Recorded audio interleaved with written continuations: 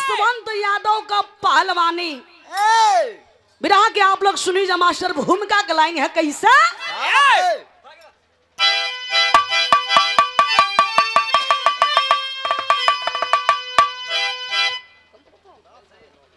नहीं कम है, हारमोनियम में आवाज कम है, मेरे लेवल में होना चाहिए। चचा बढ़ा दी आवाज, डाउन ना होके हमारा लेवल में रहे। जब हमके कान में सही से मिलवे ना करी तो कहां से गा पाई। बढ़ाई बढ़ाई, एक पॉइंट बढ़ाई हारमोनियम में।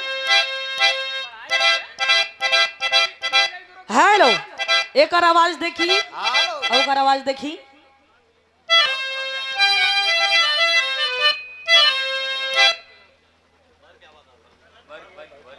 चला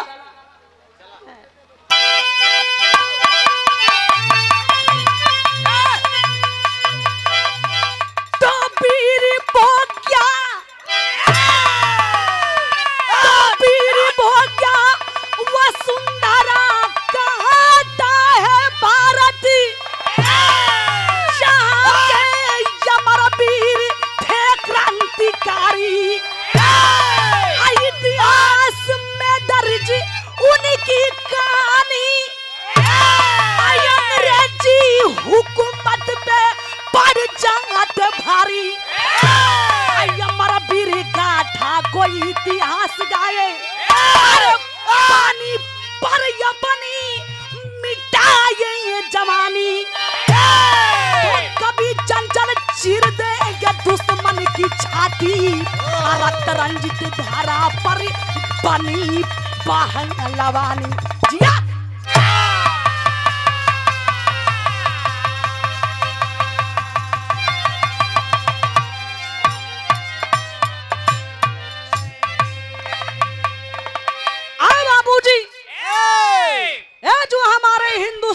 धरती है बहुत ही अनमोल है बाबूजी।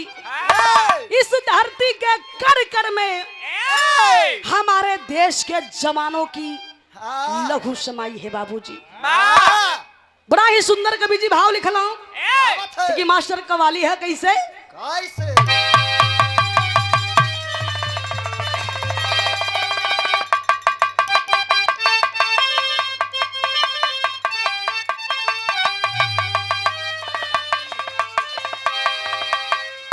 हेलो देख ला बा भैया, आशिक माशुका के बीच के बात बा। बीच का घबरा जन तो मारा भग दे रही जीवा बुझसे ना हुआ। आशिक पागल है, दीवाना था लेकिन पागल है। जब भी ओकरा सामने हो कि वो अपने प्रेमिका का बात करे, पगला एकदम तिल मिला जा, ऐठा जा पैठा जा। कैसे मास्टर?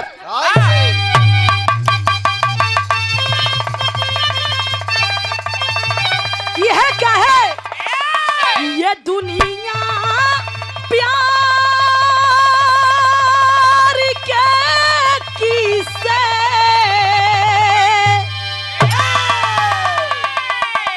ये दुनिया प्यार के किस्से,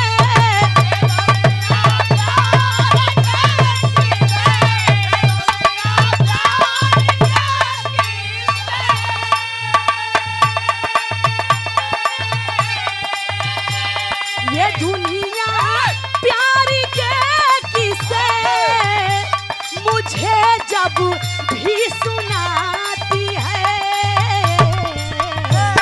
वो लड़की याद आती है, वो लड़की याद आती है।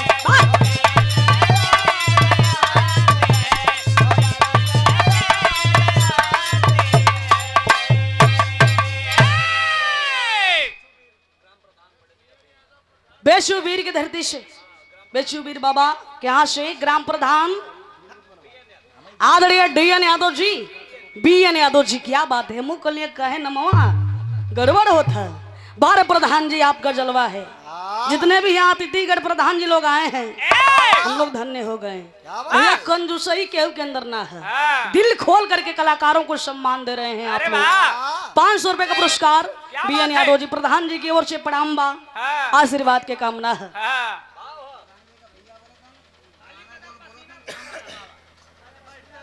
हम तो भैया लगा तो सुन सुन के हाँ पागले हो जा। ए वाह भैया कहना है क्या भाव में, वाह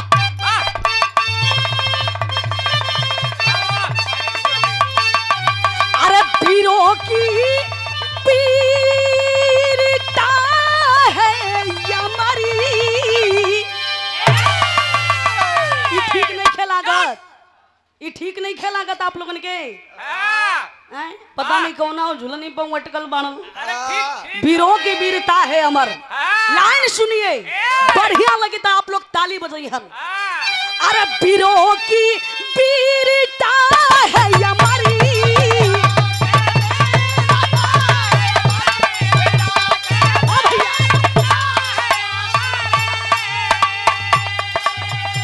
ये गाथा गाई जाती है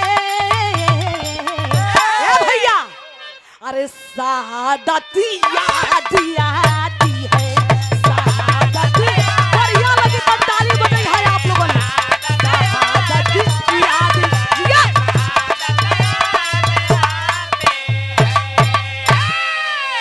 ए भैया कहानी का शुरुआत मास्टर साहब जौहरी का लाइन है, जेकर समझ में आई केहू ना उठ के जाई, हाँ ताली बजे चाहे ना बजे, हाँ लेकिन आप लोग ध्यान से सुनिए है उम्मीद बा। ए कैसे मास्टर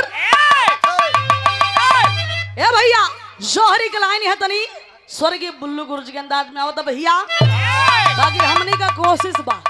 कैसे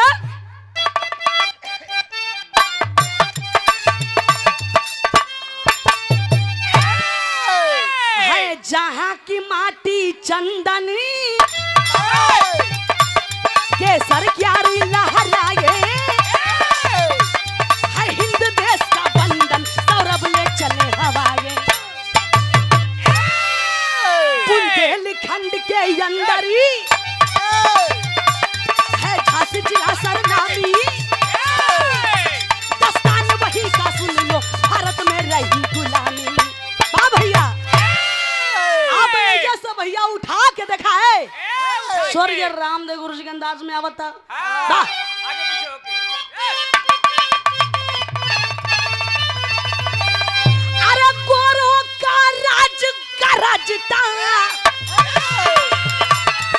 क्रिस्टल जॉर्ज है याया, ये चटलूटे बहनों की भारी आतंक मचाया, नकल का रहा दीवाना, वो कुश्ती खूब करवाता, हिंदी और गोरों को अखाड़े पर लड़वाता, फिर विजय भारती पागे, वो गोली से मरवागे, दीवाने बेटी संग, अरे जबरी रंग रैली मनाए, जिया।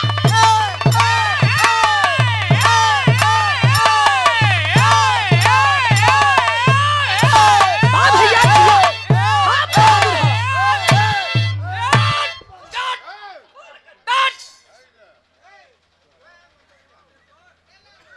देखा है तार भाई एक ये अंदर रहला नीचे रहला तो सबके होगे नीचे कदा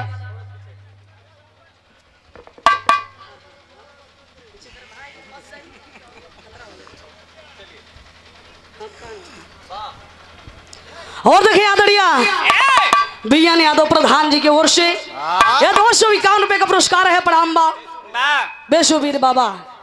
क्या बात है, वहाँ भी कार्यक्रम हुआ था, बड़ा ही सम्मान मिला, हाँ आशीर्वाद के कामना है। वाह अच्छा तो भैया ये जोश में आ गिला है हाँ ते और का भाई, गजब का जोश ही ना हुई का। हाँ कबो कबो ये भैया फायर करला ए नमो नहीं लिखल ना है में लिखल है, अच्छा बड़ा लंबा चौड़ा लिखल है। आदरणीय बिहारी यादव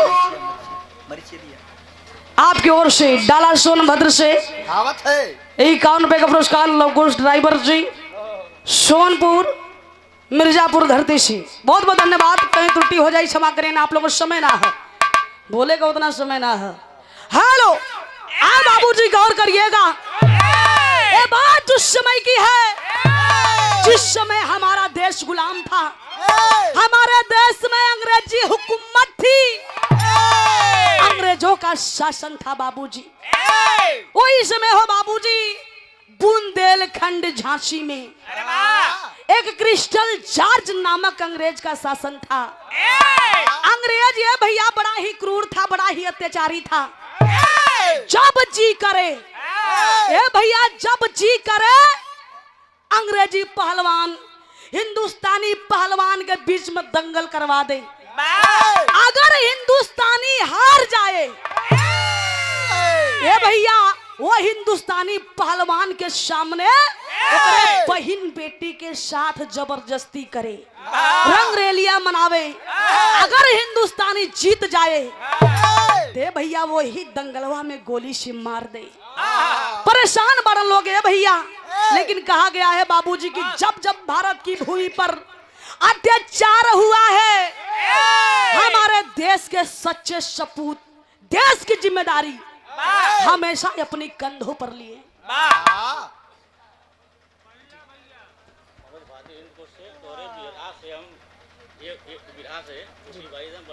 धन्यवाद ठीक भैया। हादड़िया मनोज भारती जी इंद्रकोश से जी, क्या बात है, बहुत बहुत धन्यवाद। बिरहा से आप प्रसन्न बानी, बस आप लोगों का आशीर्वाद ऐसे ही बनल रहे। ₹200 का पुरस्कार प्रणाम भाई, आशीर्वाद के कामना है। प्रधान जी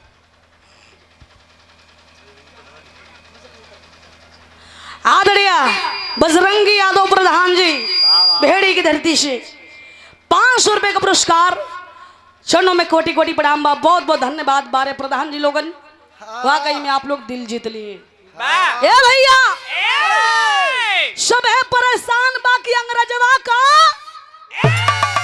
आखिरी आतंक कब खत्म होई।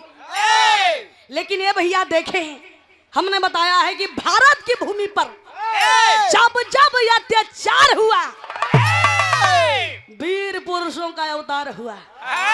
एक सच्चा सपूत जिसका नाम है जसवंत यादव। क्या नाम है मास्टर? गीत लग गई बिरहा में कैसे?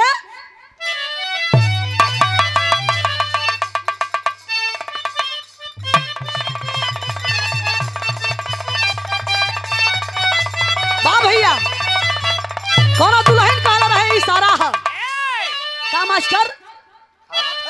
ये है कि अंग अंग टूटे मोरा,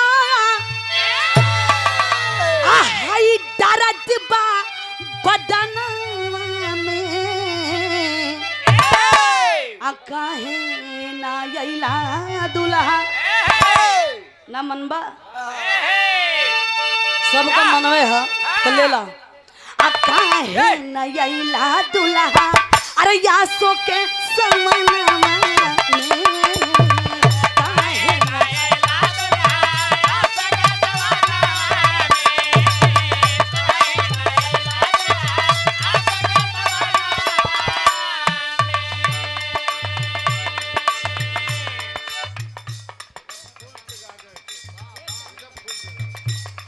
प्रधान जी आदरणीय भैया ने आदोशी प्रधान जी लोगन के तो हम बहुत देखली, लेकिन प्रधान जी का कहना कि एकदम खुल के गा दा, जहाँ ले मशीन सपरी तहाँ ले हमनों का सपरावल जाए। प्रधान जी ₹500 का पुरस्कार, चरणों में कोटि कोटि प्रणाम बा।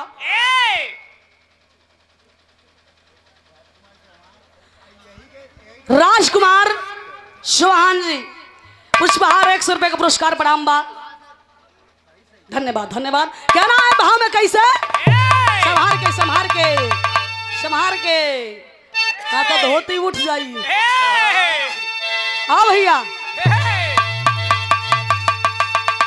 रहल जसवंत यादव,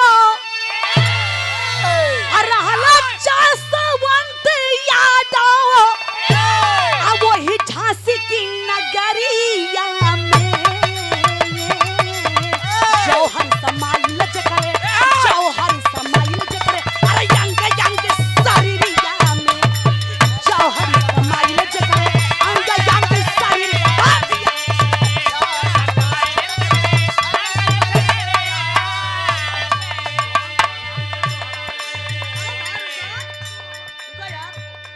सम्हार लोग भाई बाद मुंह में मुंह डाल दी हाँ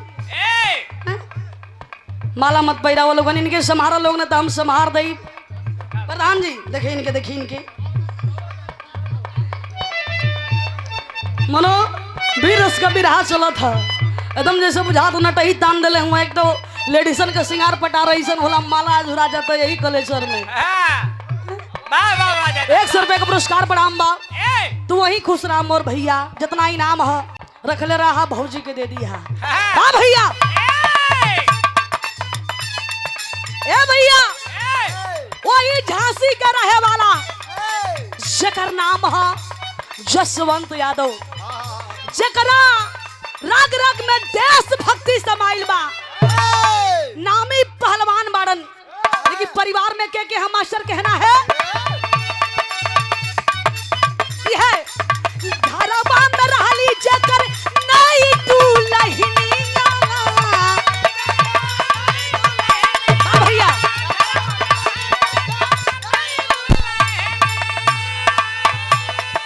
आ सुंदर सुशील उनकर ये कही बहनिया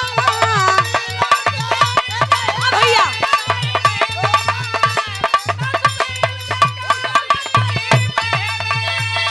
आ कुआं पे पानी भरे गहली गगरिया में जौहर समाइल चकरा यांग सारिया जिया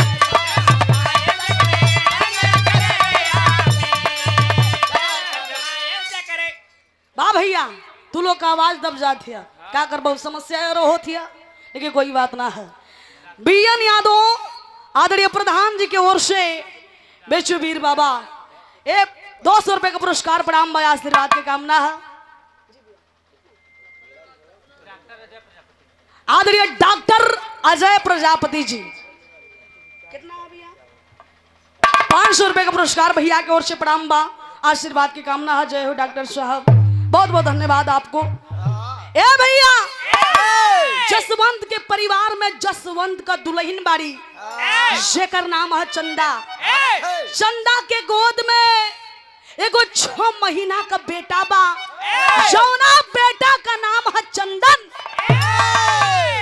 अरे बाबूजी जसवंत का एक ही बहन बाड़ी जौना बहन का नाम गुंजा है छोटा परिवार है बाबूजी हंसी खुशी माहौल बा परिवार में परिवार चल रहल बा लेकिन ये भैया गुंजा एक दिन हर रोज की तरह हो बाबूजी घड़ीला लेके अपना सखियन सहेलियन के साथे पानी भरे वही कुआना पर गइल बाड़ी जौना कुआना पर रोज जात रहे जैसे ही पानी भर के ये भैया लौटली है ये बाबूजी क्रिस्टल जॉर्ज अंग्रेज अपने सैनिकों के साथ जा रहा था वही कुआना पर टहले बदे लेकिन जब गुंजा के दिखले है गुंजा के खूबसूरती के दिखले है बाबूजी पागल सा हो जाता है कहना है मास्टर गीत लग गई रामदेव गुरु जी वाली कैसे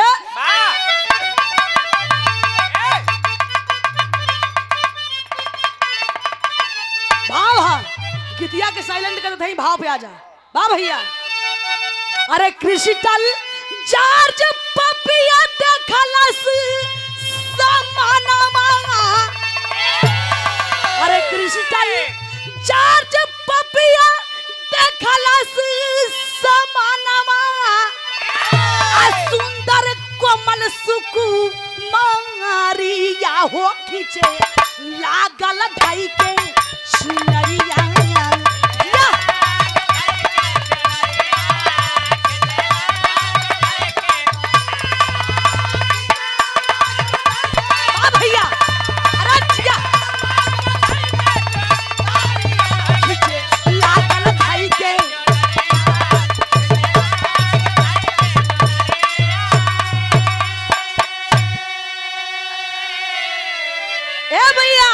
क्रिस्टल जॉर्ज गुंजा को देखा पागल हो गया ये कहाँ की रहने वाली है कितनी सुंदर है कितनी खूबसूरत है ये भैया जरजवा नहीं मल्लस वो गुंजा के पास गई और गुंजा का चुनरी जब खींचलस उन्हें से त्रिभुवन जी बतौले यहाँ की समय ऐसा नहीं आई कि मेहरारू लड़की बलात्कार करी है, तो यह कलयुग का सच्चाई है। ये समय आएगा जात्र लिया टॉयलेट करे देख जाने का वहाँ पेशाब करे जात हो। कितनी शर्म की बात है, वो कमेटी के ही लोग हैं। कितनी शर्म की बात है, मनो लगत है कि पेशाब मैदान चाहे उनके घर में उनका माई बहनी ना करेनी। माई बहन बेटी चाहिए तो पूछी है। मैं एक महिला हूँ, चाहे कोई महिला चाहे ऑर्केस्ट्रा वाली हो, आपके सामने यदि आ जाए आप ऐसा शब्द इस्तेमाल मत करिएगा। नारी शक्ति को आप पहचानिए, सम्मान करिए, ये रोके वाली चीज है।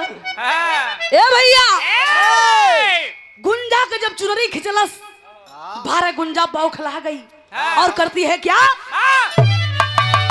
अब पानी भरल घड़ीला से कैली प्रहार हो, अरे चार्ज चाकर आइल कैली गुंजा फरार हो।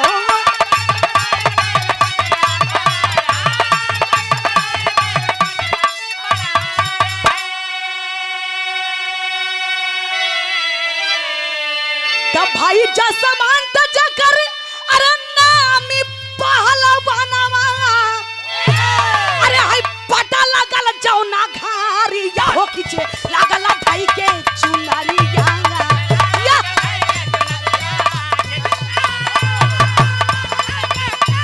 भैया।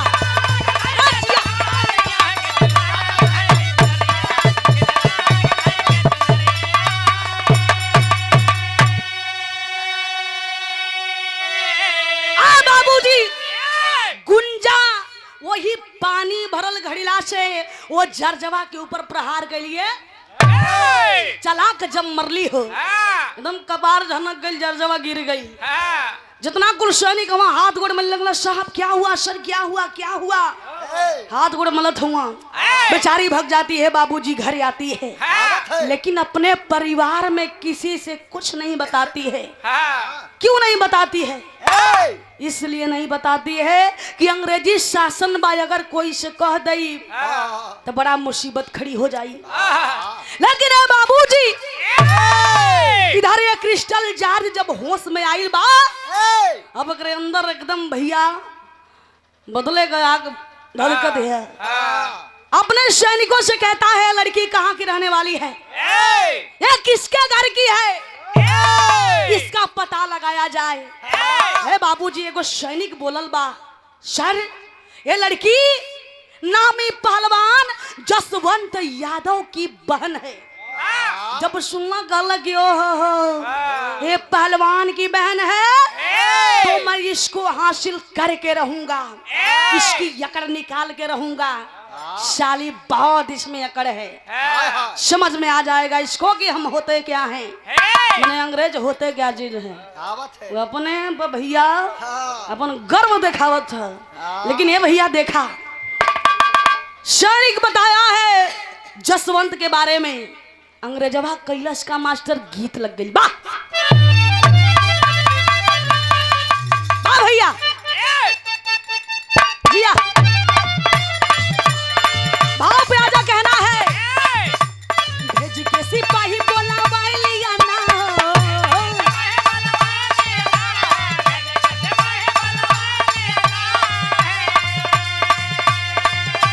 जसवंत पे हुक्म चलाई दिया ना हो।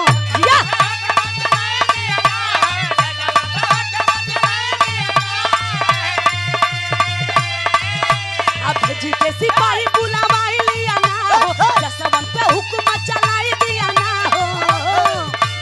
चमकल बाहू ते तोहार पहला पानी मिटाऊ, चमकल बाहू ते तोहार पहला पानी मिटाऊ।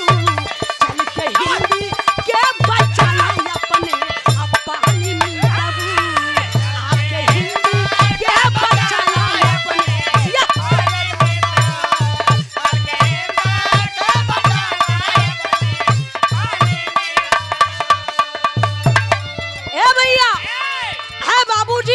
जसवंत को बुलवा लिया क्रिस्टल जॉर्ज। जसवंत जब आइलन तो जसवंत के सीना में लगल बारूद भरे। जसवंत जानते हो मैंने तुम्हें क्यों बुलाया है यहाँ पर? है जसवंत, मैं तुम्हारे देश में रहता हूँ, इस देश का नमक खाता हूँ, इस देश से गद्दारी मैं बिल्कुल भी नहीं कर सकता। देखा दोगलपन करे जा रहा बा, दोगली नीति है। जसवंत इस देश में गद्दारी नहीं कर सकता। जसवंत कलम साहब क्या बात है, जो भी आग खुल के कहिए। अंग्रेजवा कल जो रोगिए का चाहे वैदे बतावे। जसवंत मेरे लंदन में एक पहलवान है जिसका नाम है मिंटो, बड़ा ही अकड़ में रहता है, अकड़ दिखाता है और तुम्हारे हिंदुस्तान के लोगों को दिन प्रतिदिन रोज गालियां देता है। यहाँ के लोगों को ना मर्द बोलता है, डरपोक बोलता है। जब जसवंत सुनला ये भैया कला के साहब ये बात है, सीना में मन एकदम आग लग गई। तो साहब बुलवा लीजिए उसको, उसकी हेकड़ी निकाल देंगे हम। अबे भैया तुरंत मेंटो अंग्रेज को, उस पहलवान को अपने लंदन के धरती से वो क्रिस्टल बुलवा लिया। जब आइल बा मेंटो ये भैया ये खाड़ा सच गइल बा। अंग्रेजवा का प्लान है, डर्टी प्लान, गंदी चाल है। ए भैया ए बाबूजी, सब प्लान एकदम ओके है। किस हिंदुस्तानी के साथ करना क्या है, इसको मारना है। ए भैया अखाड़ा सजल, दोनों पहलवान आमने सामने, कहे के बड़ल मास्टर अब छंद है।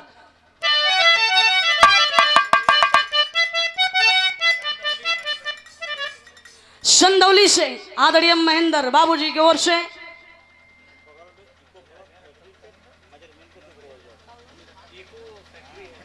इको फैक्ट्री के मैनेजर हैं, इको फैक्ट्री मैनेजमेंट के सुपरवाइजर। हाँ इतनी क्लियर रहे बात, का करे गुटका जब मुंह में रहेला बात क्लियर हो ही ना पावेला। 100 रुपए का पुरस्कार बारे हमारे सूर्यवंशी गौतम भैया, जवाब नहीं है आपका।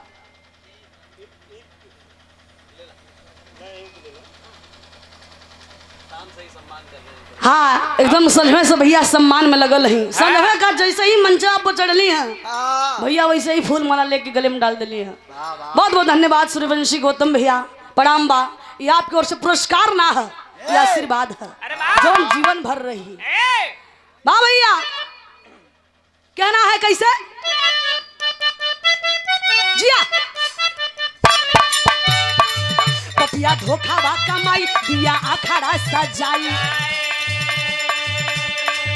पपिया धोखा बा कमाई दिया अखाड़ा सजाई। शुरू हो गई लड़ाई घमासान मिटा, मिनटो पहुंचल बा आई लिए हथवा मिलाई, मिनटो पहुंचल बा आई लिए हथवा मिलाई। भिड़ी गईले हमरे हिंद के जमान मिटा, मिनटो चारा खाला गाई सुतले दही हम गिराई, मिनटो चारा खाला गाई सुतले दही हम गिराई। धोपिया पाट पर उठाई पहलवान मिटा,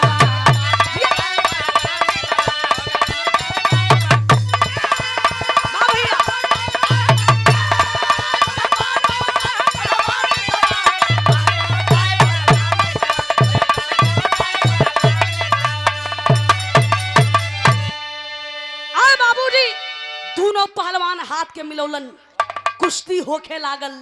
लेकिन अंग्रेजवा ये भैया मुसुक फुलावत है, कबो सीना ठोके कबो जांग ठोके, साला डब्बा का दूध पिए वाला पावर अनाथ नहीं खे भैया।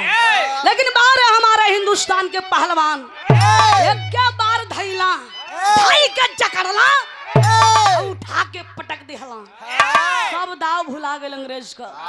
ए भैया अंग्रेज पटका गई, अंग्रेज हार गई। अब देखा जितना लोग दंगल देखवैया हमन, जितना अपने हिंदुस्तान का लोग बारन, सभी लोग जसवंत के नाम से जयकारा लगावत बा।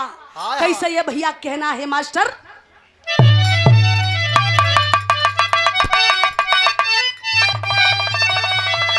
भाई गौर करिएगा, यह लोग कह रहल बारन बार जसवंत की होला आहिरानी, अरे होला आहिरानी का सन पानी, अरे होला आहिरानी का सन पानी, तूफान वीर बंदे मातरम।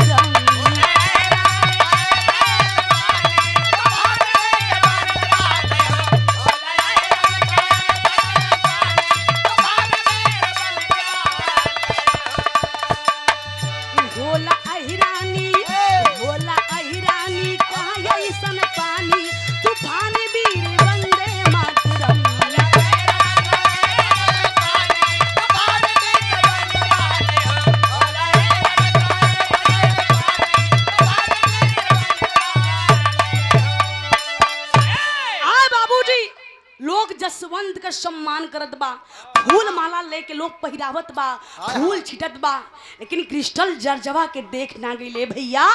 कैलस का जसवंत पे दिहला पापी गोली चलाई, जसवंत पे दिहला पापी गोली।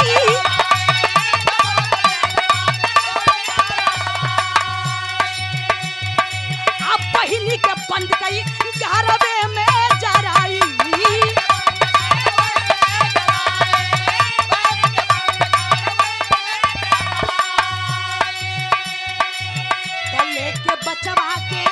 लेके बचवा के भागली चंदा रानी, तूफान वीर वंदे मातरम।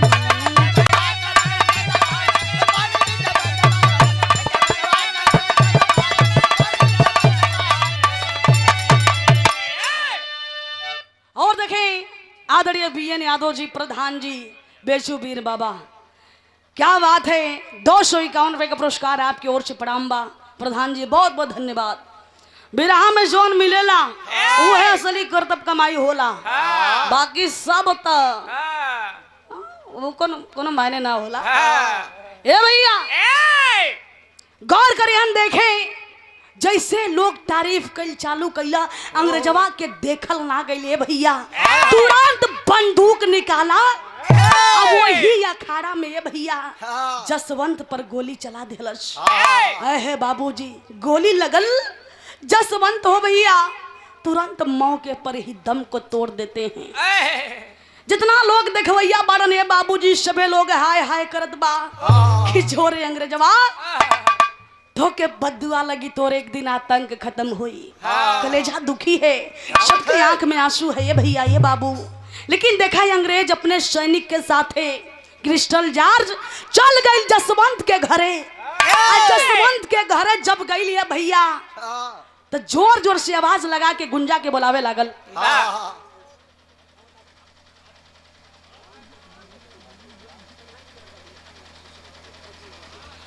और देखें आदरणीय पवन यादव जी, प्रधान जी के बड़का भैया आदरणीय शिव शंकर यादव जी, क्या बात है।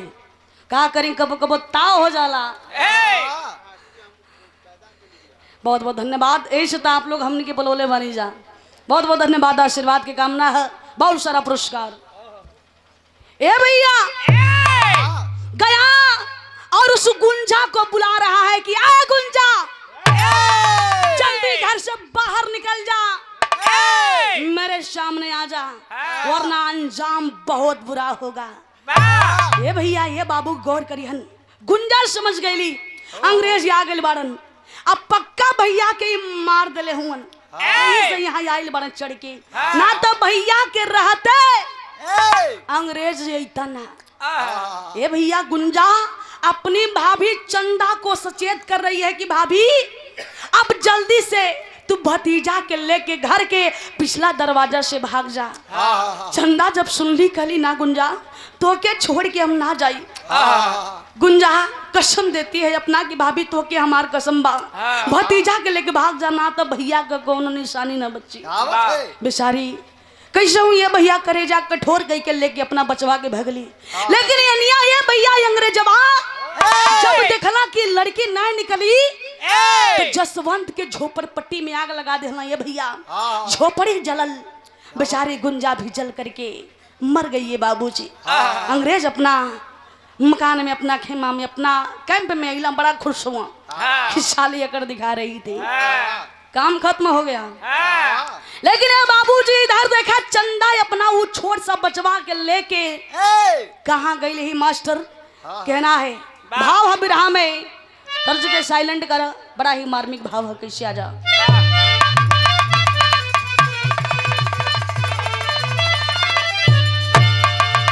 अरे यही जलोन चंदा, अरे यही जलोन चंदा, अब बन के फकीर हो।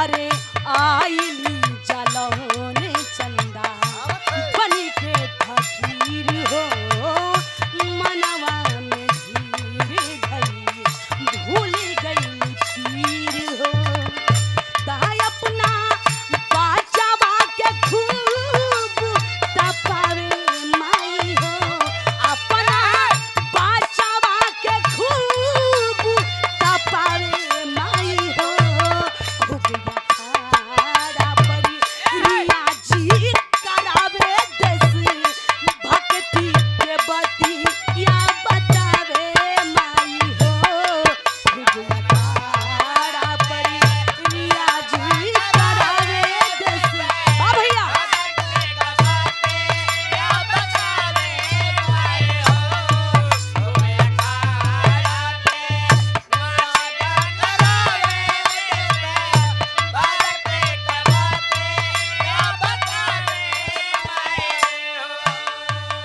और देखें आदरणीय श्री BN यादव जी प्रधान जी बेचू वीर बाबा की धरती से ये आपकी ओर से 500 रुपए का पुरस्कार इस भाव पे प्रणाम बा बहुत बहुत धन्यवाद प्रधान जी धन्यवाद यह आप लोगों का बस प्यारा आशीर्वाद चाहिए आदरणीय सूर्यवंशी सूर्य गौतम जी ए साहस दे रहे हैं यह तो चाहिए यह तो दौलत है प्रधान जी बाकी रुपया पैसा वाह कैसे ए भैया चंदा अपना बेटा चंदन के लेके जालौन में आ गईली जालौन में अली है आगे पीछे कोई सारा ना है बारे बेचारी वही रोड के किनारे अपन डेरा बसेरा लगौली अपन बेटा के लेके हो बाबूजी अपना बेटा के लेके हो बाबूजी भीख मांग मांग के अपन रोजी रोटी चलावे लगली पाले पोसे लगली ये भैया लेकिन जैसे ही धीरे धीरे समय बीतल लड़का जब थोड़ा होशियार भइल बा अपना बेटा के रोज बिहाने भोरे भोरे अखाड़ा पर ले जाके ये भैया रियाज करावे लगली दंगल कुश्ती है भैया पहलवानी सिखावे लगली इतना ही ना है भैया देशभक्ति का पाठ अपना बेटवा के पढ़ावत बाड़ी देशभक्ति का पाठ पढ़ा के अपना बेटा के जवान कैली है और चंदन जब जवान भइलन तो एक नामी पहलवान भइलन माई के उम्मीद जाग गई का कहना है बेटा चंदन नामी पहलवान भइले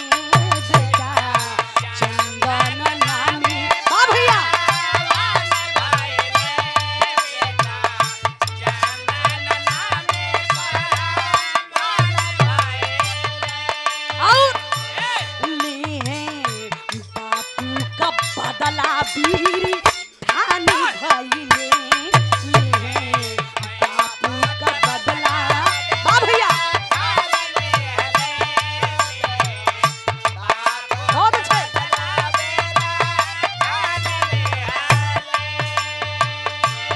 लागल दूर दूर या खाड़ा पर बोलावे भाई हो लागल दूर दूर या खाड़ा पर बोलावे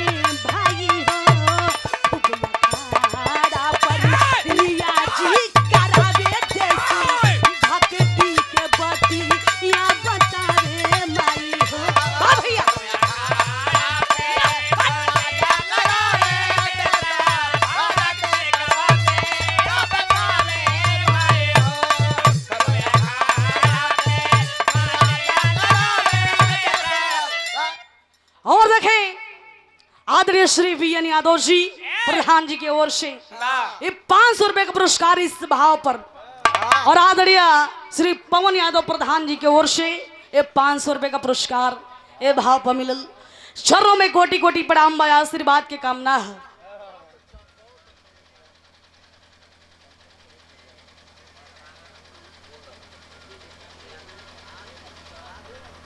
आपका आशीर्वाद में काफी है रुपया पैसा ना चाहिए आदरणीय उदय सिंह राजपूत बाबूजी की ओर से 100 रुपए का पुरस्कार है बहुत बहुत धन्यवाद प्रणाम बा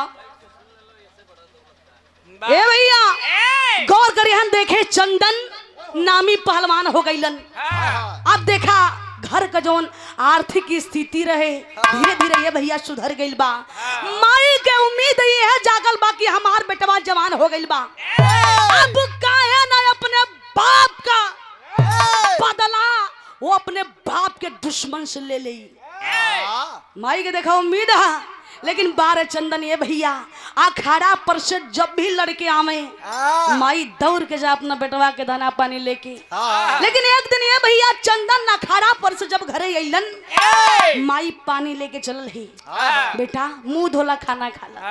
लेकिन चंदन ये भैया पानी के साइड में रख देला। माई पूछत बारी कि बेटा का भइल? माई से लगला बतावे कि माई जानत हूँ जब अखाड़ा पर जाइला ए माई, जब अखाड़ा में कुश्ती के दौरान सामने वाला पहलवान के जब पटक दिहिला, पहलवान जब ऐसे ही चितान हो जाला थे माई लोग कहेलन ए बेटा जरूर कोनो वीर का बेटवा हुआ, तोरे बाबूजी का नाम कहा नमवा बता दिला ये माई। लेकिन जब लोग कहला कि ये बेटा सच बताइहा तो कोनो पहलवान का बेटा हुआ कि ना हुआ, तो और पहलवानी बड़ी बेजोरी है ये बेटवा। ये माई हम चुप हो जाइला, कोनो जवाब ना आवेला हो। तू हमरा से बचिए बतौले बारू कि तोर बाबू का बीमारी से मौत हो गई, तोर बाबू का नाम फलाना रहल। ये माई आज बाबूजी के बारे में हमके बता दा। लोग कहेला कि होनहार बिरवन के होत चिकने पात। माई हमके भी शंका हो रहल बा कि हमार बाबूजी काम का करत रहला। माई बता दे। माई के बड़ा खुशी भी है लेकिन आंख में आंसू भी है। कहली बेटवा हे बेटा खुशी बाहो कि तू अपना बाप के बारे में पूछ रहल बाड़ा, बड़ा अच्छा लगा था। ते बेटा तुहार बाबूजी एक शानदार पहलवान रहला। पूछता है माई का सच्चो में बाबूजी पहलवान रहला? हाँ बेटा तोर बाबू पहलवान रहला। ये भैया आंख में आंसू भर गई। माई रे हम बड़ा धन्य बानी, हम भाग्यशाली बेटा बानी, भाग्यशाली बेटा बानी। ये माई तो ई बताओ कि बाबूजी का मौत बीमारी से भइल कि कैसे भइल? माई कहली बेटा एकरे आगे तो के कुछ ना बताई। पूछता है बार बार माँ बता दो माँ बता दो। खाली बेटा जिद करत हुआ तो एक बात तो के बता दे थी, तुम्हारे बाबूजी का मौत अखाड़ा में हो गई। कुश्ती लड़त रही है भैया, उनका मौत धोखे से हो गई। एगो अंग्रेज मार दलस रे बेटा। जब इतना सुनता है बाबूजी कलेजा में आग लग गई। पूछता है माँ को बार बार उकसा रहा है कि माई अंग्रेज का नाम बता दे, आखिर कौन दुश्मन हो दुश्मन का पता दे दे। अब ये सब एकदम फरिया के आ जाई, बाबू का दुश्मन से बदला ले ली भम्माई। माई गली बेटा गुस्सा के पाला, ये गुस्सा के संभाल के रखा, ये आग के संभाल के रखा। वक्त आई वो दुश्मन का परिचय तो होके दे। ए भैया बेटा वक्त का समय का इंतजार करने लगा है। बाबूजी धीरे धीरे समय बीत रहल बा। कहना है मास्टर टेरी क्लाइन है।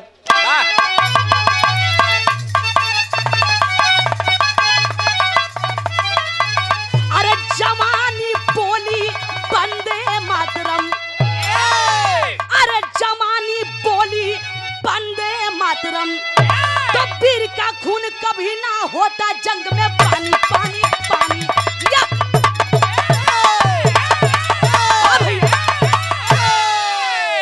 जवानी बोली बंदे मातरम, वीर का खून कभी ना होता जंग में पानी।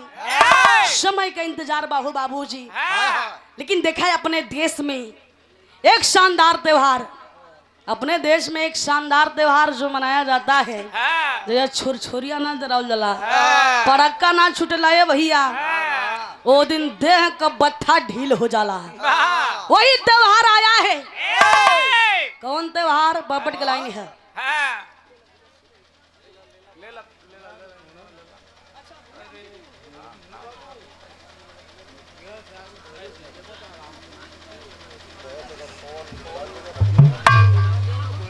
और देखिए आदरणीय महेश यादव जी, आदरणीय पवन यादव प्रधान जी का भतीजा हमन, ये 500 रुपए का पुरस्कार भैया की ओर से है। प्रणाम बा बारे भैया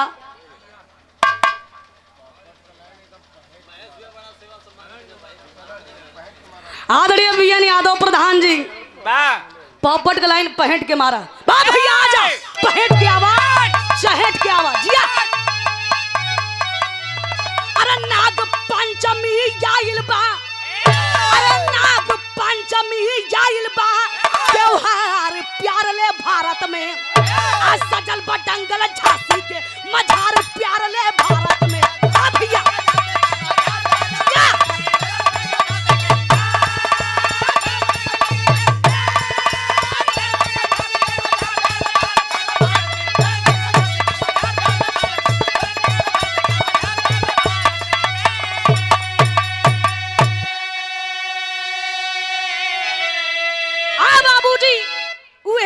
पचैया का त्योहार आइल बा जगह जगह दंगल लखाड़ा सज गइल बा जगह जगह ये भैया पहलवानन का चर्चा हो रहल बा यहाँ फलाना पहलवान यहाँ दंगल होई ए भैया लेकिन हाई देखा चंदन का बुलावा आ गई वो ही झांसी से कैसे कहना है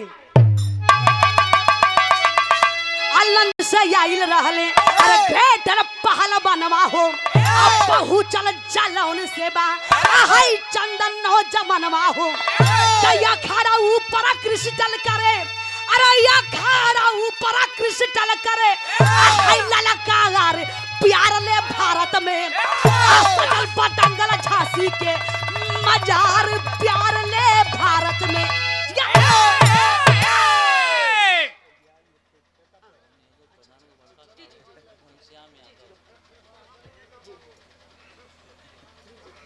फरिया जाई दूर से फरिया जाई लेकिन का करबा कभी कभी अपनापन का फीलिंग होके लगेला जैसे कहे का मतलब भैया परिवार के जैसे बानी अरे हम भैया कह देता हम बहन हो सकीला बहन बटले बानी तो अपने बहन के लोग धरे ना पकड़े ना प्यार से ये 200 रुपए का पुरस्कार भैया की ओर से प्रणाम बा लेकिन हम बड़ा खुश हैं आप लोगों से जब आप लोग कहीं भी छुअत हुआ तो गलत फीलिंग ना होता जब यहाँ साफ रहेला ना दिल साफ जब दिल साफ रहेला प्रधान जी ध्यान है तो सब काम बढ़िया होला ए भैया गौर करी हम देखे माँ जब सुनी है कि बेटा हमार ये बेरी आप बोला के सारी बात के बतौली कहना है मास्टर आल्हा के लाइन है बा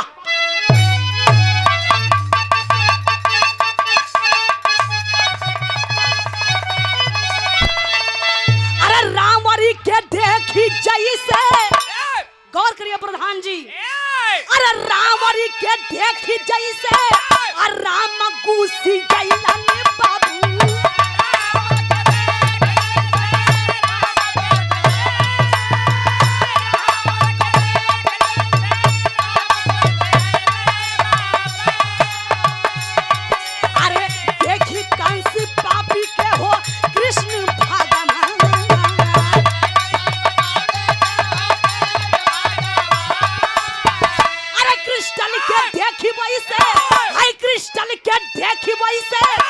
चंदन कारम मैला ने बाबू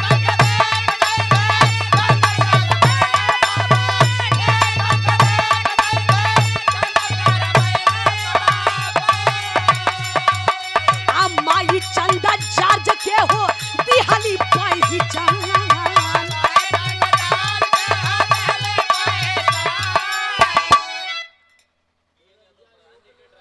आदरणीय बीएन यादव प्रधान जी के ड्राइवर आदरणीय गुड्डू यादव जी प्रणाम भैया के धन्यवाद आ जाइए आ जाइए आदरणीय बीएन यादव प्रधान जी बेचू वीर बाबा की धरती से आप विराह से खुश बानी ये हमारे पता ये दौलत है प्रधान जी किडनी फेफड़ा सब मतलब सब खुश बा 500 रुपए का पुरस्कार पुष्पहार से स्वागत किए बहुत बहुत धन्यवाद आशीर्वाद की कामना है आदरणीय पवन यादव प्रधान जी के भतीजा महेश भैया ना हमारे महेश भैया एकदम महेश भैया हमारे मिजाज बनोले हम बारे हमारे भैया भाई हो तो वैसा मिजाजी आदमी सब लोग। सांझे से भैया भोजन पानी भी करौला सेवा में लगल रहला बारे हमारे महेश भैया बहुत बहुत धन्यवाद वाह। बाबा का आशीर्वाद रहे। ए भैया माई बतौली है अपना बेटवा के कि बेटा तोरे बाप का दुश्मन तोरा बाप का कातिल बेटा ये है क्रिस्टल जर्जवा रे बेटा तोरे बाबू के अखाड़ा में मार दलस जबकि कुश्ती वो जीत गई रहला। इतना तो सुनता है बाबूजी, इतना ही सुनते ये बाबूजी तन बदन में आग लग गई, सोला भर के लागल कैलन का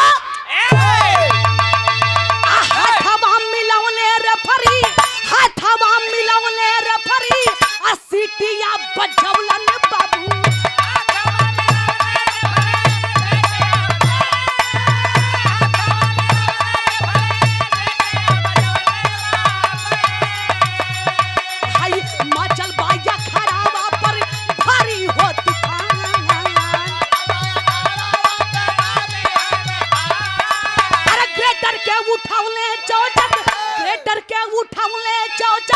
चंदन पहलवानवा ये बाबू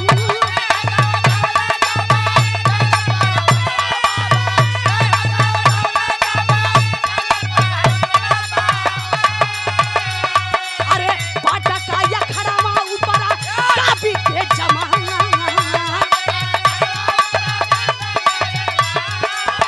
अरे जैसे ढैला चाहला से है जैसे ढैला चाहला से रेजी फबूजी आया बाबू।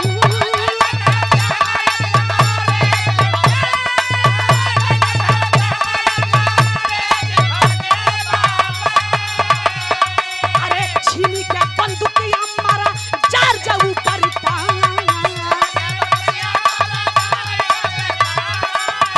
हाय गोलियां लगाला क्रिस्टल, गोलियां लगाला क्रिस्टल चार्ज मार गई भैया।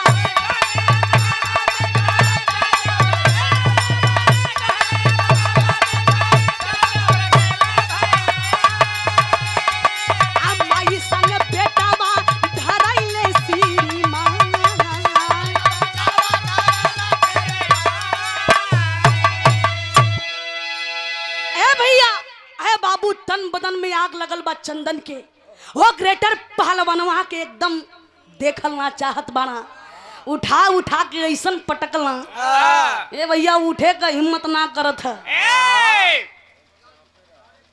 एकदम करिया का नसिया भैया बटुर गए हैं खड़ा हो ही ना पावत है।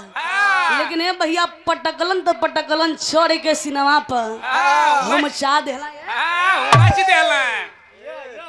राधा सामने तो हम शाही दे दी कबो कबो इनके हम दुश्मने समझिला समझ के। ए भैया जब 2-3 बार हुच हुच औलाद है के मने हम सोला तो एकदम भैया हुलुक हुलुक सरवा खून फेंक देलस, ललकी फेंक देलस है भैया। ग्रेटर मने तुरंत ये भैया मर गई, वही अखाड़ा में ओकर मौत हो गई। क्रिस्टल जॉर्ज देखा बौखला गया, ये हिंदुस्तानी पहलवान, ये हिंदुस्तानी मेरे पहलवान को मार दिया, मैं इस साले को छोड़ूंगा नहीं। बंदूक उठौले बंदूक उठौला चलल हम मारे बदे। वही इतिहास दोहराने जा रहा है बाबूजी। लेकिन भारत चंदन माई के दुख के दिन के याद किला कि माई कैसे हमके पलले पोसले है।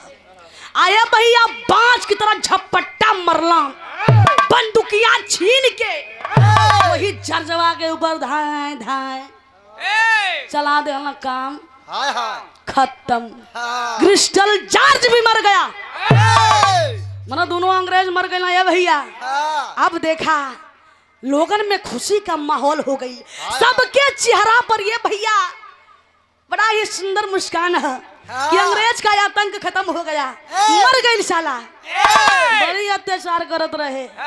और देखें आदरणीय बीएन यादव जी प्रधान जी की ओर से बेचू वीर बाबा के धरती से बारे प्रधान जी आप संभरले हैं, बहुत बहुत धन्यवाद।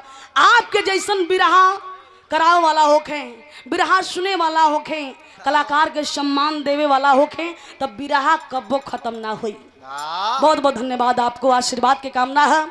ए भैया अब देखा जितना भी अंग्रेजी सैनिक रहे, सब अंग्रेजी सैनिक मिल करके उस चंदन को और चंदन के द्वारा मतलब कैसे उगलवाई लेला ये भैया, चंदन और चंदा के ये भैया पकड़ लेला।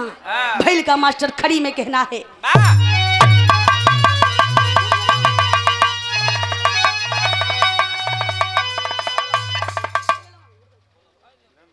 वाह भैया सुना, तू घबरा जेन, तू चलत रहा। आवा आवा आवा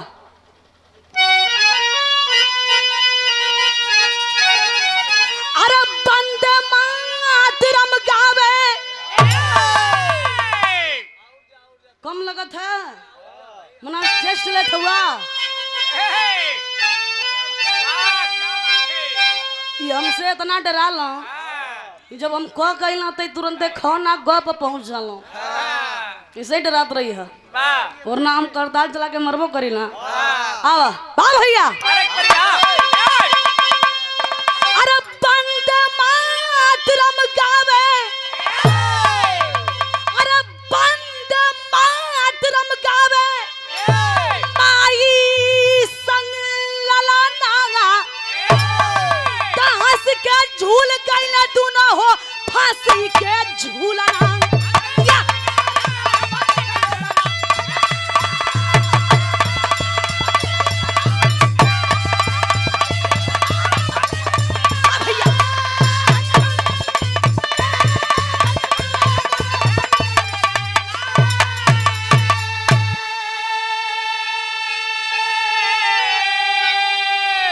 ए भैया माई बिटवा के अंग्रेजी सैनिक लेके चल गई काल कोठरी में, काल कोठरी में ले जाके ये बाबूजी फांसी के फंदा के सामने जब कैले बा।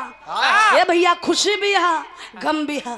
खुशी है बात के बा कि अंग्रेज मरा गईलन, अंग्रेज का आतंक अब खत्म हो जाई, लेकिन गम केकरा के है पता है, वहां के लोगन के बा।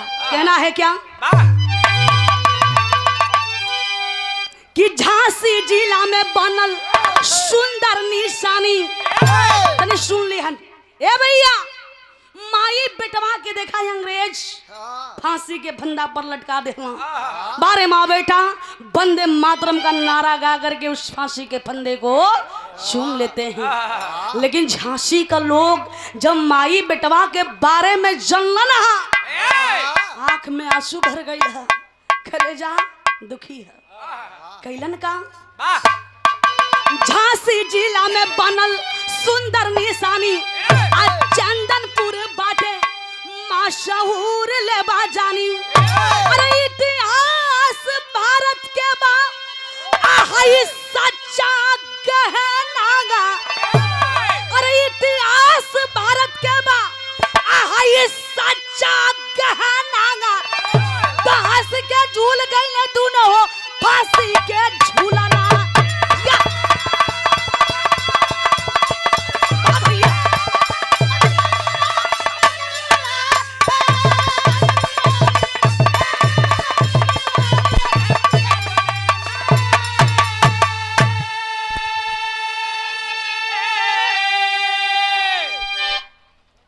बाबूजी ये देखे झांसी के लोग मिल करके वो चंदन और चंदा का और जसवंत का बड़ा ही सुंदर प्रतिमा बनवैलन। प्रतिमा बनवा के ये भैया ओ बेटवा चंदन के नाम से चंदनपुर गांव बसौलन। वही गांव में वही चौराहा पर तीनों जन का प्रतिमा लगल है भैया, जो आज भी कायम है।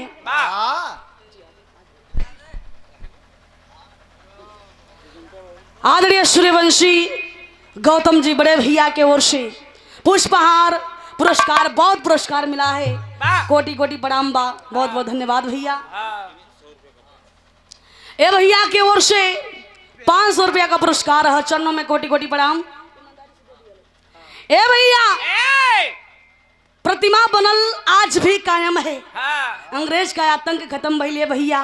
तो ऐसे थे हमारे देश के वीर और वीरांगना लेकिन ये मोहन भैया प्रधान जी आजकल का जोन वीरा वीरंगना वाड़न खाली इंस्टाग्राम फेसबुक और यूट्यूब के बदनाम कर दिले हुआ मरले बना किए भैया एकदम छई छोड़ा दिले हुआ जितना कुल वीर हुआ बॉडी बना बना के खाली ऐसे मुसुक दिखा दिखा के जैसे कुल भैया मौगा मुस्कियाल वैसे ही मुस्कियात हुआ। अरे वीर हो तो अखाड़े में जाओ, बॉर्डर पर जाओ, देश के लिए लड़ो, लेकिन नहीं वो तो चिड़ई के। हाँ हमारे सूर्यवंशी भैया ने वीर रहे और का होखा तो ऐसा वीर होखा, लेकिन ऐसा ऐसा वीरांगना भी बाड़ी ये भैया खाली अंग का प्रदर्शन करत हैं, खाली देह दिखावत हैं, मटकावत हैं। लेकिन बारे हमारे देश के वो सच्चे सपूत जो देश की खातिर अपना सर्वस्व ने उछावर कर दिए बाबूजी। ऐसे वीरों को, ऐसी वीरांगनाओं को सच सच नमन है बाबूजी। रहा समाप्त मास्टर साहब। और हमारे सूर्यवंशी भैया के ओर से क्या बात है भैया, प्रणाम, बहुत बहुत धन्यवाद।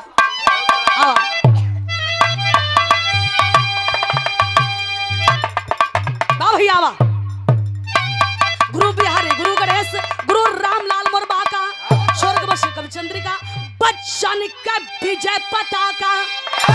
अरे जमानी बोली वंदे मातरम, अरे जमानी बोली वंदे मातरम, तब पूजा चंचल पाल के बिरहा होता तूफानी, जमानी बोली वंदे मातरम।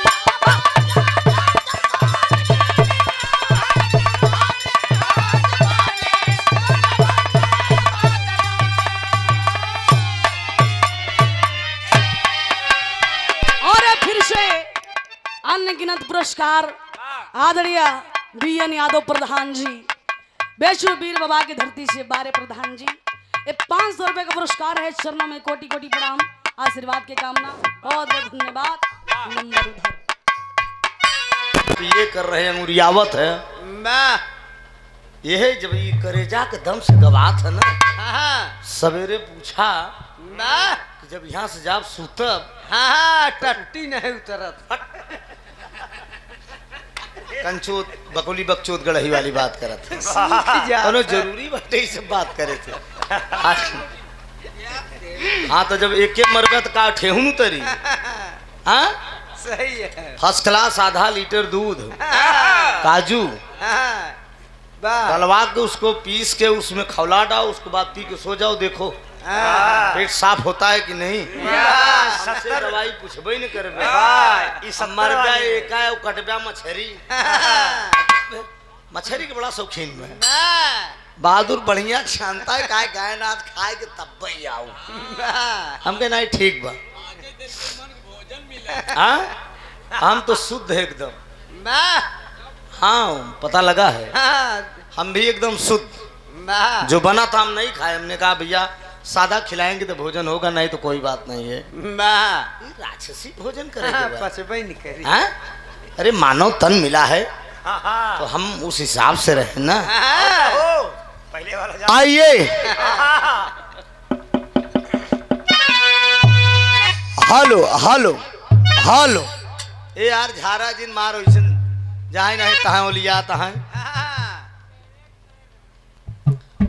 बड़ा सुंदर विरहा पहलवानी का, वीर रस के लोग तो मांग रही या, अब केकर मनवा राखिए के ले जिए रहा। क्या बताएं, कहें चचा फौजी के बिरहा हो चाहिए, क्यों कहे पहलवानी को हो चाहिए। एक बिरहा का नंबर बाद जैसा आप लोगों का आदेश होगा उस टाइप का गा दिया जाएगा। बजा तनिक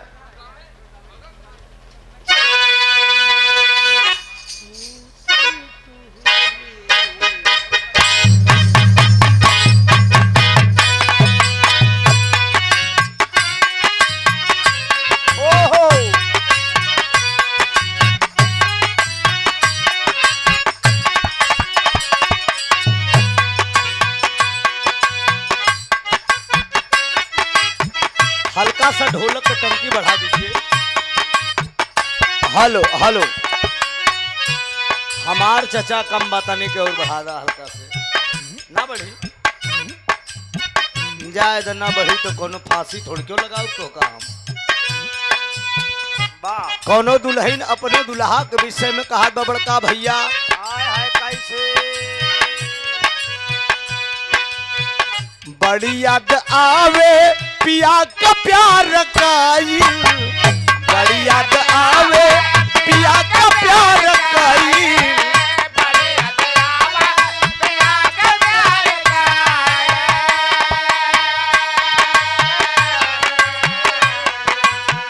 ए बहादुर ए पे ले लेवा करा। बड़ी याद आवे पिया का प्यार काई, याद आवे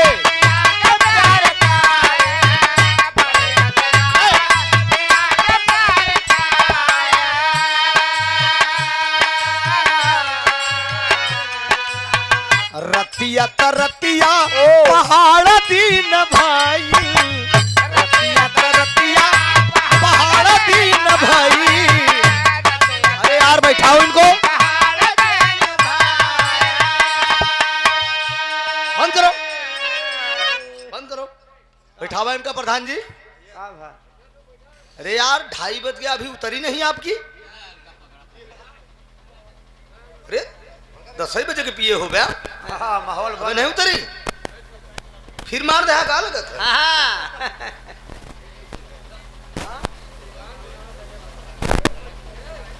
सूरवंश सरोज ये चोरमरवा से पहलवान जी, एंजॉय लीजिए, लेकिन हे बाबू देखा मेरे बाप के समान है, मैं आपकी भावनाओं को समझ रहा हूं, लेकिन ऐसा मत पियो, ऐसा मत करो कि साला छलक जाए। नूरे नबी का आनंद लो, लेकिन ढंग से ले। ठीक, 100 रुपया का पुरस्कार।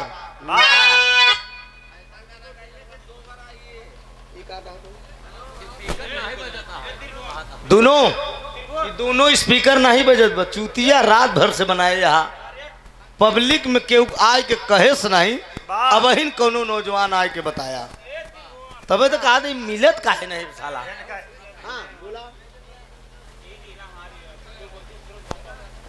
सूर्यवंशी सुरेश गौतम पहलवान का हमरे सादर 101 रुपया। कमेटी का कोई पदाधिकारी यहाँ पर है? बाबा हेलो हेलो हेलो हेलो, अब बंद चलिए कोई बात ना, जब तब सही। वही हाल में के दिन भर के भूला संझा के वापस आ जाए तो के भूला नहीं कहते। हाँ जनाब बच गए, यही बहुत बड़ी बात। हम सोचे कर फाट फूट तो नहीं गई, अरे अक्सर फटबई करत हमरे चढ़े पे, हम जहाँ चढ़ी तो वहाँ फाड़ दी थी। अब यहाँ कहा तोहार बच्चा भाई यही बढ़िया आएगा। 101 रुपया दातार सुखी रखा, सब भैया लोग सुखी रहा है। बड़ी याद आवे पिया का प्यार काई, याद आवे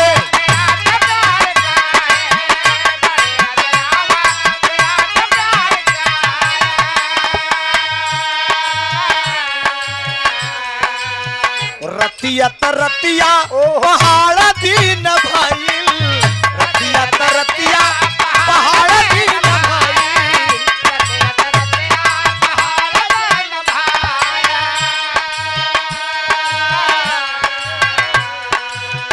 बड़ी याद आवे पिया का प्यार काइल, रतिया तरतिया पहाड़ दीन भाई।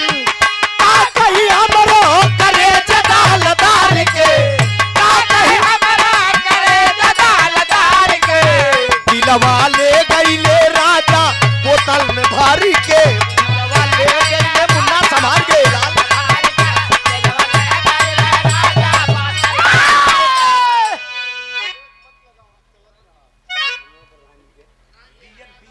बीएन यादव जी बेचूबीर के धरती से, बेचूबीर के धरती से मेरे बीएन यादव प्रधान जी के बेचूबीर के शानदार प्रधान। अच्छा तो प्रधान तो यहाँ ढेर आए रहे, लेकिन तोहरे आगे कोई टीका नहीं। ये तो हम घोषणा दे के जाते हैं, बाकी 1000 2000 सब दे के गए, लेकिन तू अबे तक टीका है। भगवान जाने तोहार कितनी कमाई बे, हे दुनिया का मालिक। इसके पहले फौजी थे। अरे वाह, तो फौजी के आगे कौन टिकता है, सवाल ही नहीं है। सर्दी में गवना करावले बेदारती, छूटल न हमरे गवनवा के हरदी।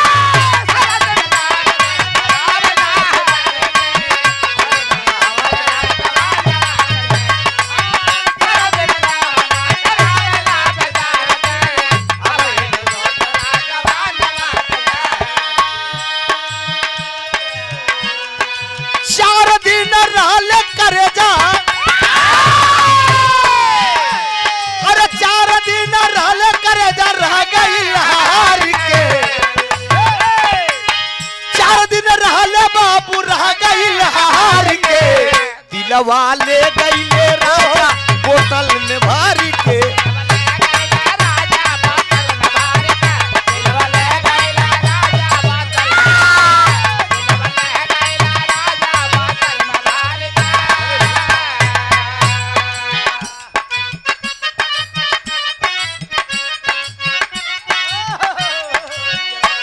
जियो से रामदेव गुरु को लाइन ही हमरे मास्टर बाबा जाए दे। हम प्रीतिया करितियो न जनली, हम प्रीतिया करितियो न जनली की जिंदगी जवान हो गई।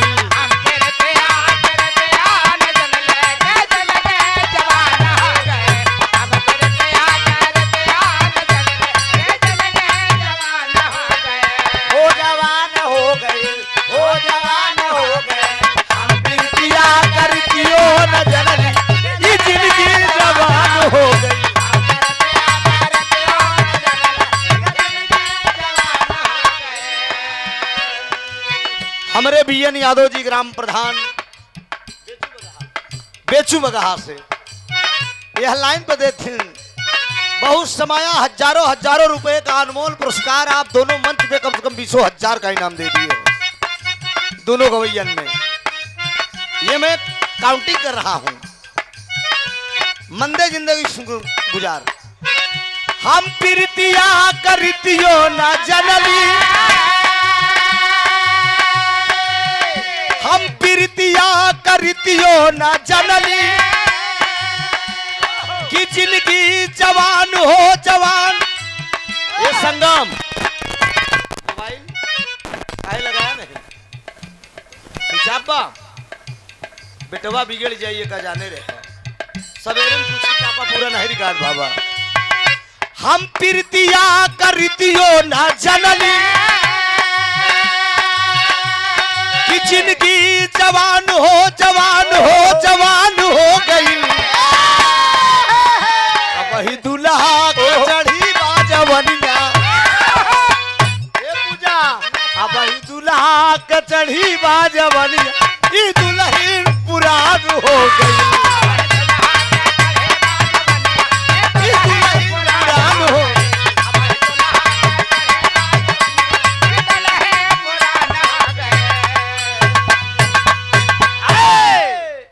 दुल्हा का चढ़ी बाजवनिया, ई दुल्हन पुरान हो पुरान हो पुरान हो गई। अब ही से जिया पे आई के बैठली, अरे यू गोरिया उतार। हैदर गुरु हमरे गावत रहे कि गईले ससुरारी बन के दुल्हावा, गईले ससुरारी बन के दुल्हावा, हम इकट्ठी कमाल कैली। गईले ससुरारी